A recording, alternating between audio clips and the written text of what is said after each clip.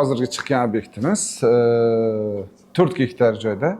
Sizni joyi sentrdanmi yoki chekkadanmi? Ing sentrida. Toshkent Yonimda bo'lsa, vazirlik, bu yoqda hamma vazirlik, bu tomonim ham universitet, bu tomonim universitet, hokimiyat mana bu yerda 500 metr. Toshkentni misolida bu Drujba Narodov. Undan ham zo'r joy. Undan ham zo'r. O'zingizga ham uylab qo'ydingizmi bu yerda? Uy bunaqa narsa, qora kunga degan narsamiz yo'q. Otam o'rgatmagan u narsaga. Faqat magazinlar olib qo'ydim. Sotmaysiz magazinlarni? Yo'q. Hamma magazindan pul qiladi, kommersiyadan. Misol uchun buni 18 millionga sotib, buni 40 millionga sotishadi. Hozir ham shunday sotishyapti. Bu markazda-ku, sentrda bo'lgani uchun buni faqat arendaga olib qo'ydim. Nechta bu yerda magazin taxminan bo'lishi mumkin? 12.000 kvadrat. Nechta olib keladi oyiga? Yiliga-mi?